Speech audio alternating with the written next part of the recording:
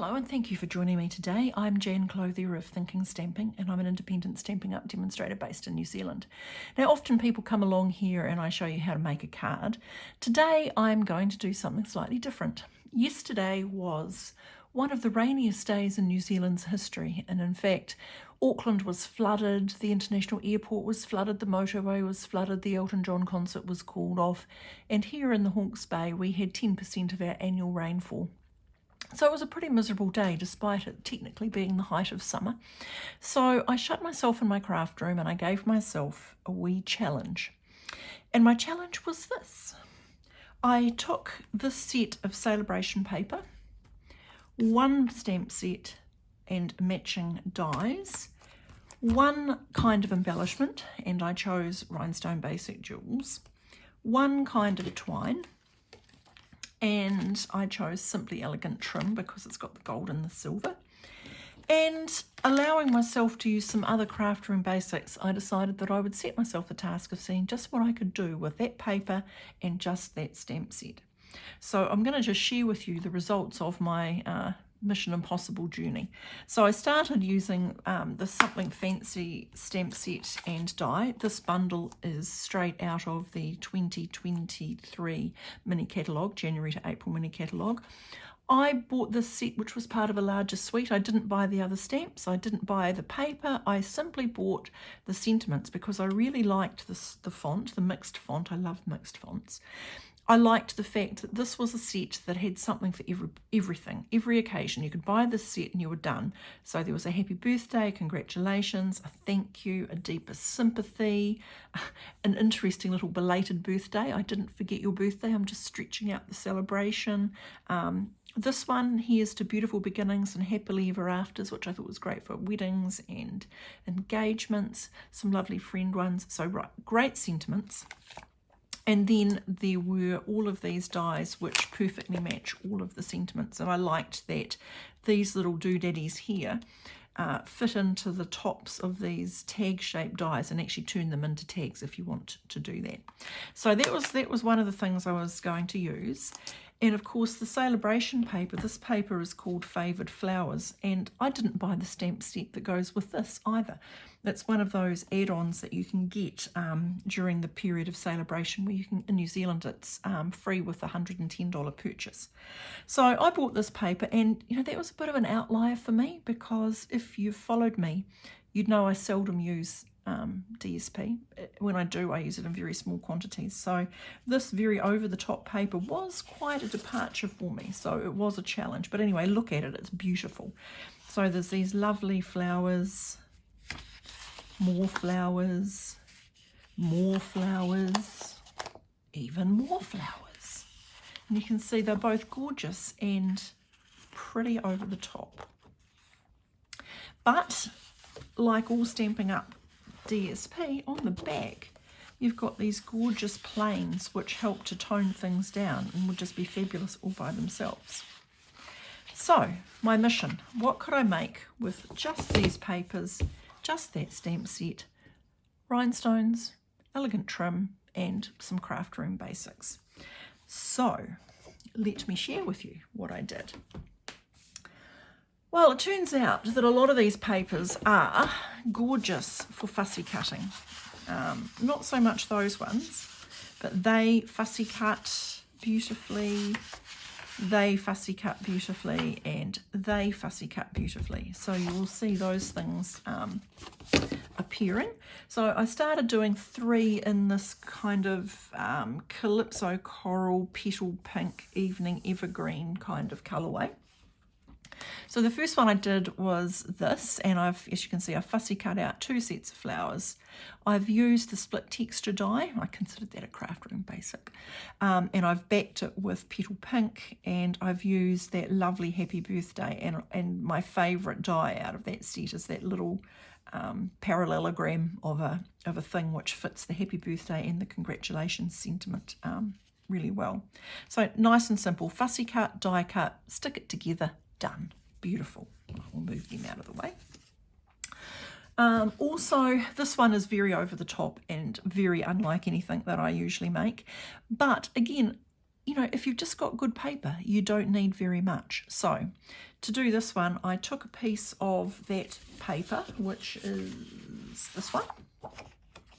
And on the back, it's got that petal pink geometric design. So I cut a card front sized piece. So for me, that's 14.3 by 10. And then I just cut it corner to corner and flipped over the inside so that the reverse was showing. So I made that into a big X. Then what I've done is I've taken the largest of those dies, cut it in petal pink to help this lovely fussy cut bunch of flowers stand out from that very busy background.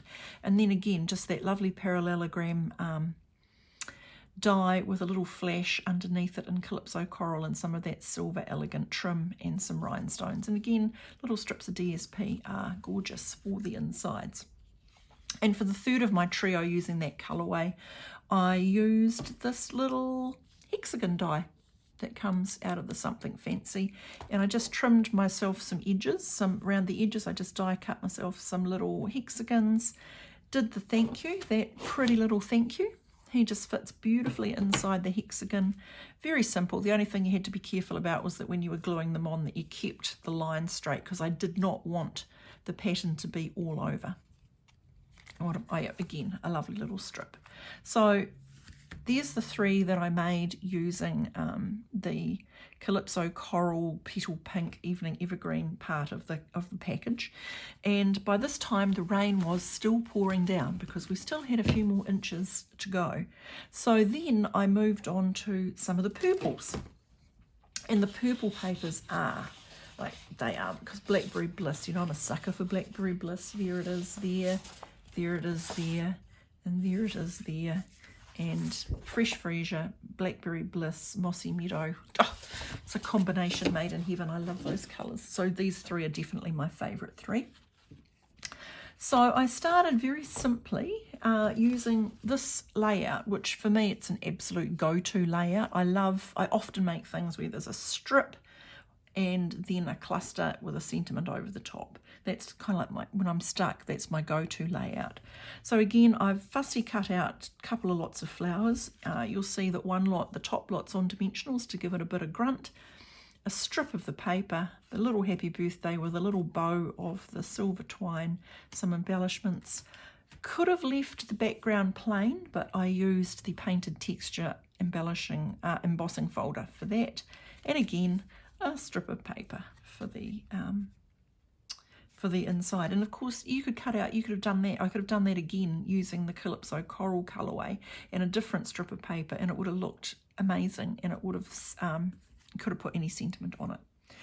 This one is like full on use of the paper.